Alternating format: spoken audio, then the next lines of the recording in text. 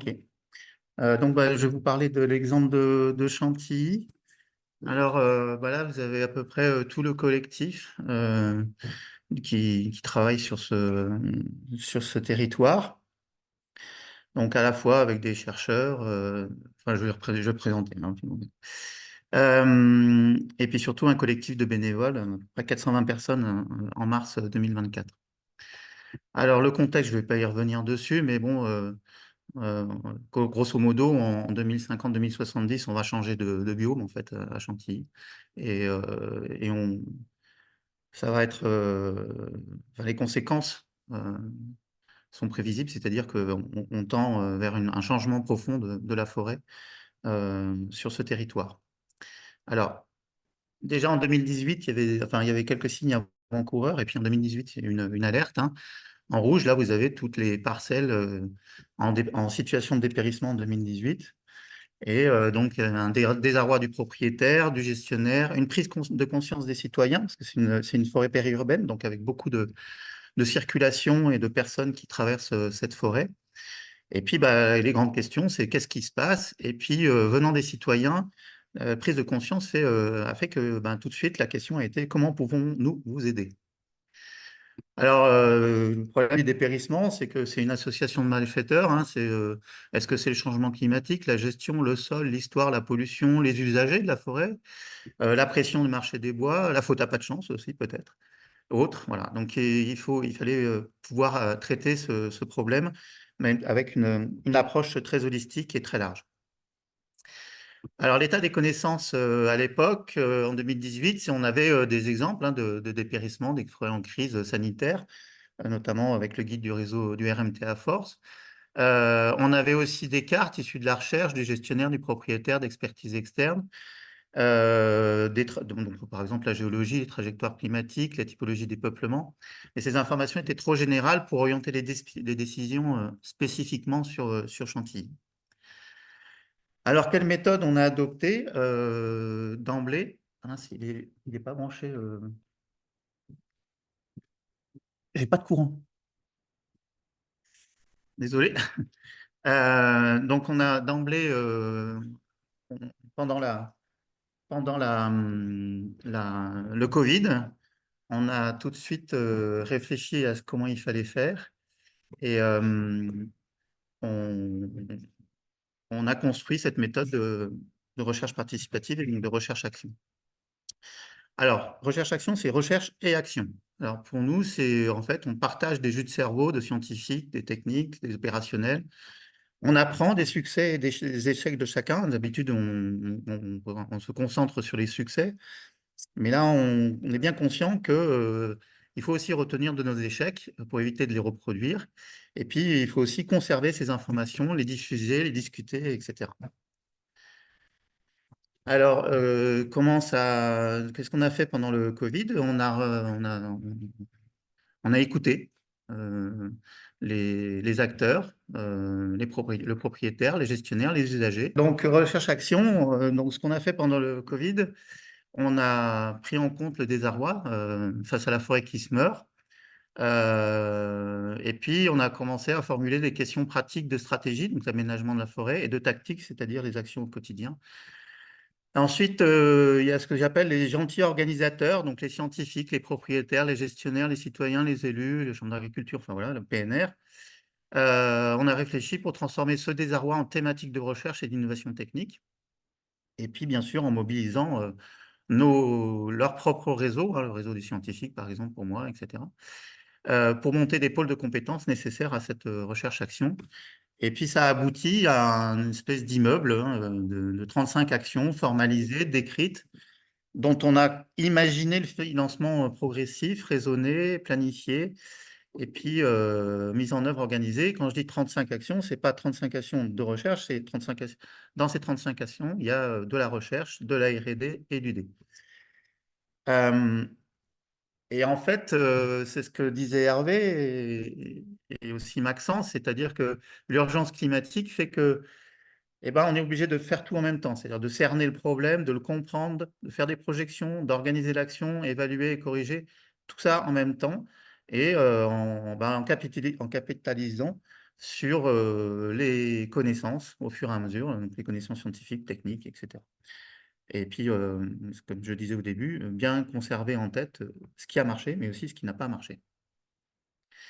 Alors pour la partie donc, recherche-action, on a réussi à mobiliser, enfin, en construisant cet immeuble, ça a permis de mobiliser un très grand nombre de personnes, hein, c'est 15, à peu près 15 laboratoires et plus de 40 chercheurs. Plus les bénévoles. Alors, en 2022, il y avait déjà 1500 jours de travail. En 2024, je crois qu'on est à 1800. En 2023, 1800. Voilà. Et donc, dans les organismes de recherche, bien sûr, il y a INRAE, mais il y a aussi les conservatoires botaniques euh, du bassin parisien, les universités, notamment celle d'Orléans, etc. Alors, donc, qu'est-ce qu'on a fait pendant ces 3 ans-là? Parce qu'après, on a commencé en 2021. L'idée, c'était de passer de l'information générale, telle qu'on l'avait en 2018, à de l'information spécifique à la forêt de Chantilly pour comprendre, planifier où, quand, comment agir, et puis faire tout en même temps, donc du fait de l'urgence climatique. Et on a mis en place dès 2020, donc après le Covid, d'une part, des placettes permanentes avec un maillage systématique pour ne rien louper. Donc, on en a installé 300. Et puis, parmi ces 300, on en a choisi 60, après stratification et ciblage, qui sont devenus des placettes intensives pour mieux comprendre ce qui se passe sur cette forêt. Et tout ça, ça a pu être mis en place en 3 ans grâce à tous, hein, donc, cet ensemble de chercheurs, de bénévoles, de gestionnaires, de techniciens qui viennent des propriétaires des gestions, etc., a fait que on a abouti assez vite à un socle de données inédit, de données intensives. Et puis, en même temps, il fallait pouvoir spatialiser tout ça. Et on a fait une échographie en 3D du sol et de la végétation, et je vais y revenir. Alors, les champs étudiés, on a, sur les placettes permanentes intensives, on a fait des fosses profondes pour avoir les propriétés du sol, les types de sol, etc., comment ça fonctionne. Fosse profonde, ça descend jusqu'à 3 mètres, hein, on y va à la pelleteuse. Euh, on a aussi travaillé sur le bois, objectiver la qualité du bois piqué. On a regardé les insectes qui colonisaient les arbres, la génétique, les champignons, bactéries du sol. Et puis, sur le côté, là, vous avez le lidar aérien, très haute définition, avec 50 à 80 points mètre carré au sol. Et puis, le prélèvement de sol sur un maillage de 13 000 points qu'on a passé en spectrométrie infrarouge. Et là, j'ai pas mis, mais il y a aussi toutes les plantations expérimentales qui ont été mises en place aussi avec les bénévoles, c'est-à-dire tester des solutions en fonction des connaissances qu'on a pu acquérir pendant ces 3 ans. Alors, ce qui est important dans ce projet, enfin dans ce territoire, c'est que la recherche participative est un atout majeur. C'est-à-dire que, vous voyez, on a une progression constante. On avait 50 bénévoles en 2018, 250 en 2021, 300 en 2023 et 420 en 2024. Donc, il y a un effet boule de neige qui est important. Et ça représente en tout 1800 journées de travail depuis janvier 2020. Donc, c'est énorme, hein, ce que ça représente comme, euh, comme apport. Et alors, il y a plusieurs mots qui sont importants. Le premier, c'est convivialité, c'est-à-dire qu'on fait toujours ça dans la bonne humeur. C'est vraiment important. Le deuxième, c'est qu'il y a toujours une formation, c'est-à-dire que dès lors qu'on fait un prélèvement, une manip, etc., les bénévoles sont toujours formés. C'est-à-dire qu'il y a toujours une demi-journée, une journée de formation pour que il y ait un échange sur les pratiques, comment on fait la recherche, etc., comment on fait des prélèvements. Et ça, c'est indispensable pour avoir des données de qualité. Et ça marche très, très bien. Il n'y a pas de souci. Euh, le partage des connaissances, simplement le partage. Et ça, c'est important parce que dans ces 420 bénévoles, là, vous avez des chasseurs, vous avez des naturalistes, vous avez des promeneurs, vous avez des sportifs, enfin voilà, tout un assemblage comme ça. Et puis assez vite, quand on est dans une fosse sous la neige, les pieds dans la boue, le chasseur parle assez vite au naturaliste, etc. Et il y a un échange sur les usages qu'ils font de la forêt et il y a un partage de leur amour pour la forêt. de leur passion pour cette forêt de Chantilly. Et donc, ça permet pas mal de ces manips-là, tous les travaux qui sont faits dans cette forêt-là, avec les bénévoles. Ça permet beaucoup d'atténuer les tensions potentielles et ça favorise énormément le dialogue. Bien sûr, il y a des restitutions et à chaque fois, on en a fait 2 là jusqu'à présent. La troisième sera en 2025. Et à chaque fois, les amphis, ils sont pleins. Il y a un vrai intérêt, une attente très forte de la part des bénévoles pour voir qu'est-ce que ça a donné, quels sont les résultats scientifiques, qu'est-ce qu'ont donné les plantations expérimentales. Enfin voilà, il y a un vrai comment le gestionnaire a modifié, comment le propriétaire et les gestionnaires ont modifié la gestion sur le massif en tenant compte des résultats, etc. Et puis, il y a un autre point qui est extrêmement important, c'est que ces bénévoles-là sont devenus des citoyens ambassadeurs. C'est-à-dire qu'il y a il y a une diffusion de la démarche scientifique, il y a une diffusion de la connaissance des connaissances sur la forêt qui se fait de proche en proche comme ça. Et voilà, il y a un effet, je ne sais pas comment on peut appeler ça, mais ça s'étale progressivement par le bouche à oreille, et d'où le fait qu'il y a une augmentation aussi du nombre de bénévoles. Certains viennent de Paris hein, en train pour venir travailler sur Chantilly. Alors, qu'est-ce qu'on a appris? Donc, sur les placettes permanentes intensives, donc voilà à quoi ça représente une placette permanente intensive. Vous avez une fosse pédo jusqu'à la Roche-Mère, 2 placettes d'inventaire sur lesquelles on mesure les arbres, on regarde leur état sanitaire, etc. Il y en a une qu'on détaille un peu plus avec l'humus, la flore, tout ce qui est champignons, etc. Et puis le sol, bah, il est décrit soit par horizon pédologique, soit on a fait et en même temps, on a fait des prélèvements pour des mesures physico-chimiques avec des horizons fixes. Voilà, donc c'est un très grand nombre d'échantillons qui ont été prélevés sur ces placettes intensives et qui ont été analysés. Alors, qu'est-ce qu'on a appris sur les arbres? On a un dépérissement qui est complet, généralisé, individualisé surtout, et qui s'accélère, et ce pour toutes les essences. Donc, en fait, on a quand même plutôt un massif âgé, avec des arbres âgés, et donc avec une faible capacité de résilience face au changement climatique. On a des stocks sur pied qui sont importants, et notamment le taillis de tilleul qui n'a pas été coupé à temps et qui fait que il y a une concurrence, notamment pour l'eau, qui s'installe et ça augmente le stress sur les peuplements de chênes. Il y a un poids de l'histoire sylvicole qui est important. C'est une forêt où le chêne pédonculé a été favorisé par le passé et cette essence, elle n'est plus adaptée aux conditions nouvelles, mais il y a quand même une présence de sessiles, d'hybrides et même de pubescents sur le massif qui permettent d'envisager de s'appuyer sur ces essences-là, enfin sur ces essences-là, euh, pour régénérer la forêt progressivement. Mais après, il y a le caractère individuel qui interpelle, c'est-à-dire que 2 arbres côte à côte, il y en a un qui peut être sain et l'autre qui peut être dépérissant. Et donc, il y a probablement d'autres facteurs, donc le microbiote, le sol prospecté, l'épidémie des pathogènes, une sensibilité aux pathogènes différentes, une variabilité génétique intra-espèces, etc. Donc, on est encore dessus, bien sûr. Sur le sol, on a des sols variés, et ça, c'est extrêmement important. On a à peu près tous les sols français qui sont représentés sur Chantilly. Et donc, ça étend le choix des possibles le champ des possibles pour le choix des essences. Donc, c'est plutôt un avantage. Autre avantage, les cycles biochimiques sont en bon état. Donc, du coup, le propriétaire et les gestionnaires en sont conscients.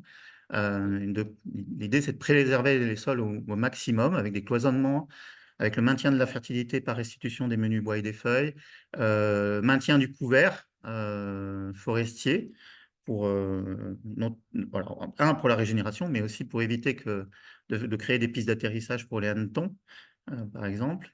Il y a des spécificités à considérer. Par exemple, le socle est calcaire, donc il y a du calcaire actif à certaines profondeurs. Et donc, ça détermine pas mal le choix des essences, tolérantes au calcaire ou pas. On a une réserve utile qui est très variable, et notamment, on a un horizon argileux qui est présent ou pas, ça dépend des placettes, il est épais ou pas, et surtout, il est très variable en l'espace d'1 ou 2 mètres sur une fosse, il peut disparaître complètement, et puis à 1 mètre à côté, il peut avoir 30 centimètres d'épaisseur. Voilà. Donc ça, c'est un enjeu fort de spatialisation. Donc voilà.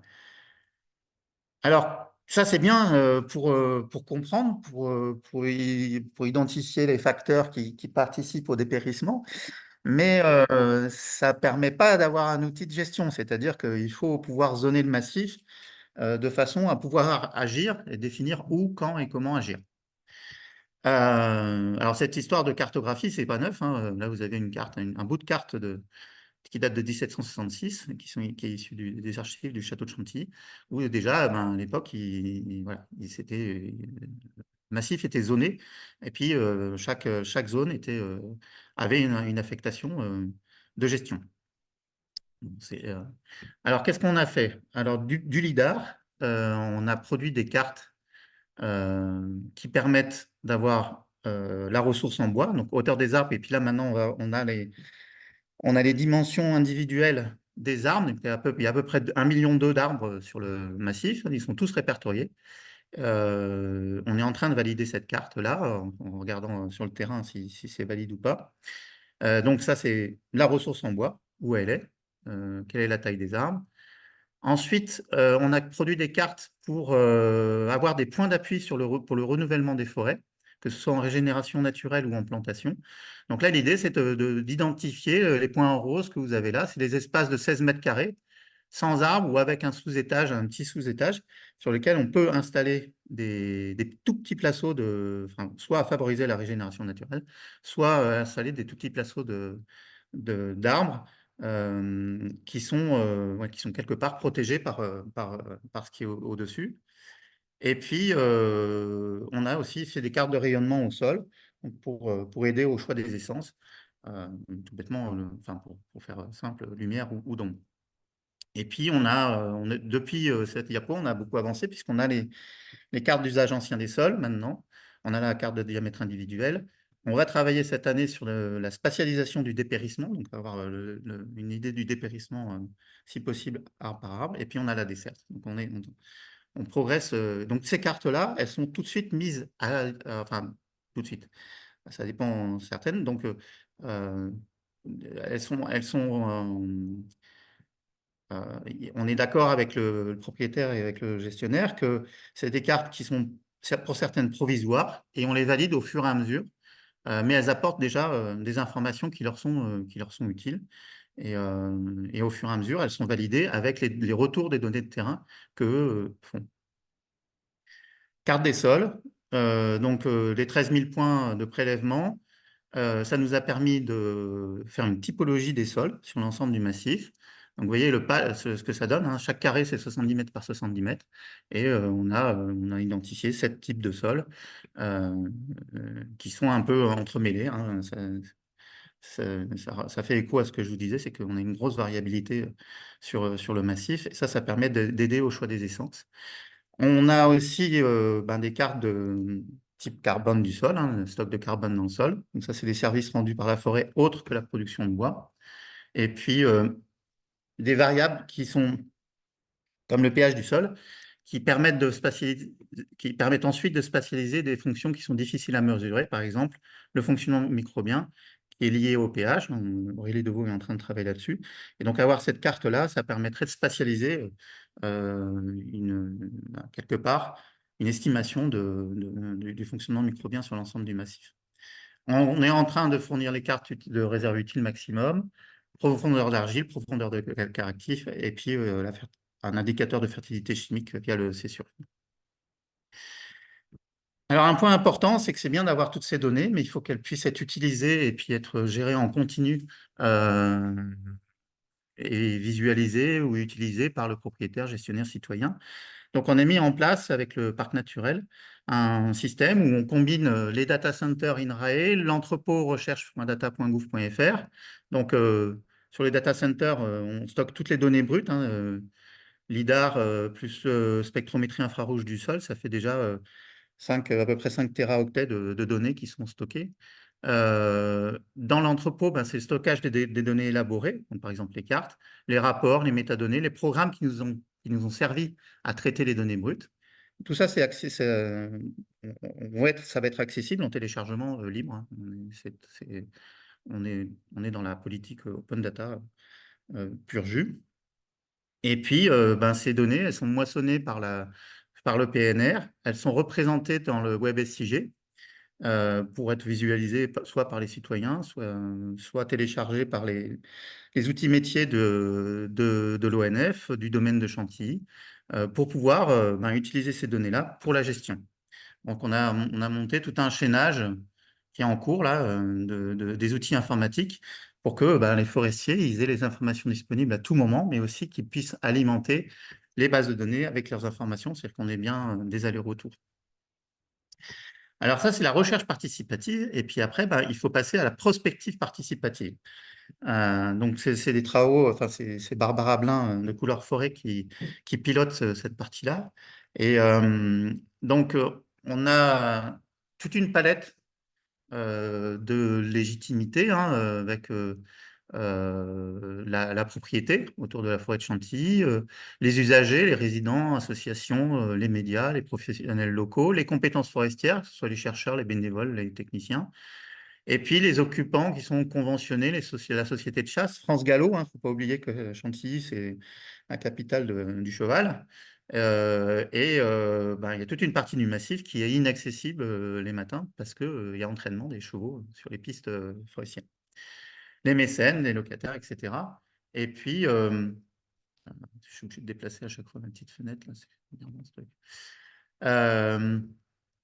Et puis, on a ben, des bénévoles qui sont assidus, donc avec une montée en compétences des bénévoles, donc ça leur donne une légitimité. Et puis, ce que j'ai expliqué tout à l'heure, c'est une compréhension mutuelle ben, en cause, hein, quand on est dans la fosse ou quand on est en train de faire des carottages d'arbres, etc. Bon, ben, ça nécessite des efforts.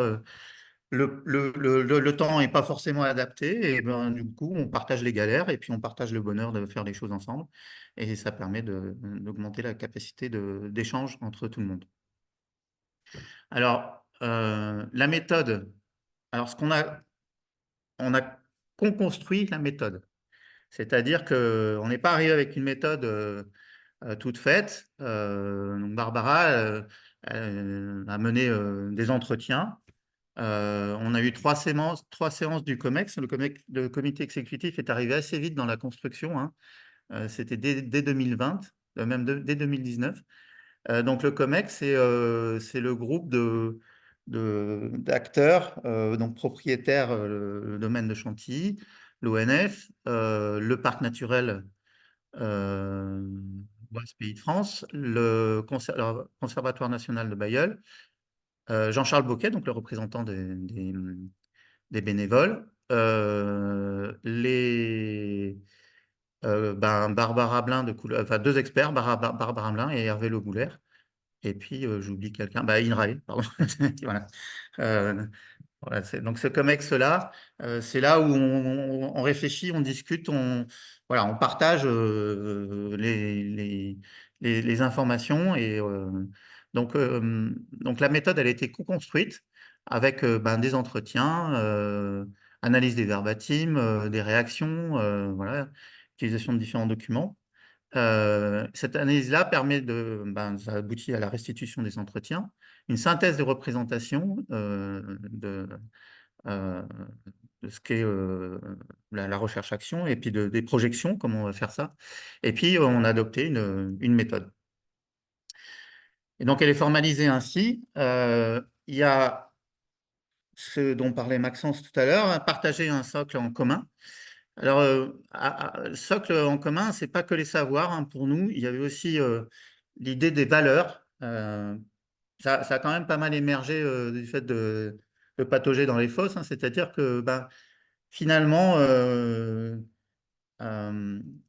la forêt de Chantilly, elle a été léguée par le duc d'Aumale, donc c'est Henri d'Orléans, et il a légué son domaine et tout ce qu'il contenait à l'Institut de France, avec dans l'idée de conserver à la France le domaine de Chantilly dans son intégrité, avec ses bois, ses pelouses, ses eaux, ses édifices, et puis bien sûr tous les trésors qu'il y a dans le château. Et conserver à la France. Ça ne veut pas dire immobilisme. Et puis surtout, pour le duc d'Aumale, ça ne voulait pas dire sans innovation. Donc il y avait besoin de partager ces valeurs-là avec tout le monde. Et finalement, il y a eu un consensus dans les ateliers autour de ces valeurs-là, quel que soit l'entité, hein, que ce soit un usager, la recherche, etc. Et seulement après, il y a eu partage des savoirs, c'est-à-dire mettre tout le monde au même niveau de savoir, parce que ben, tous les bénévoles ne sont pas à tous les ateliers, hein, ils y vont selon leur tropisme, hein, forcément. Et puis, quelque chose d'important, les controverses, c'est-à-dire ne pas avoir une vision binaire, polémique de ce qu'est la forêt, des services qu'elle rend, etc. Mais plutôt de discuter, enfin d'utiliser la controverse au bon sens du terme, c'est-à-dire euh, euh, énoncer son point de vue, puis le discuter avec les autres, etc. Et donc ça a été fait en automne 2023. Là maintenant, on en est au printemps 2024 où on va partager, enfin, partager les hypothèses et le futur souhaitable entre toutes les parties prenantes. Et puis cet été, cet automne 2024, l'idée, c'est de définir ce que va être la forêt et le bois en 2050, les fonctions et les usages, parce que ça, c'est extrêmement important. Il ne s'agit pas seulement de... Enfin, l'idée, c'est pas de sauver absolument le chêne pédonculé. L'idée, c'est de sauver les fonctions, enfin, d'avoir de la forêt pour qu'elle continue à fournir les fonctions et usages qu'on va imaginer en 2050. Tout ça, ça va être mouliné via le COMEX à nouveau. Et puis la décision, elle appartient au propriétaire, donc l'Institut de France, forcément. Et on se place dans le cadre d'un plan d'aménagement de crise qui doit être fourni pour 2025, qui va commencer en 2025. Et ce plan d'aménagement de crise, il est révisable tous les 5 ans, en fait, en fonction des connaissances et de tout ce qu'on va apprendre d'ici là, quoi. Et puis, toutes ces réflexions-là, donc on a le plan d'aménagement de crise, donc c'est comment on fait. Et puis, il y a l'axe stratégique, c'est-à-dire vers quoi on va dans le futur. Voilà, tout ça s'interconnecte. Et après, voilà, on est déjà sur le coup d'après, en fait. On a déjà réfléchi aux actions qui viendront donc, après cette première phase.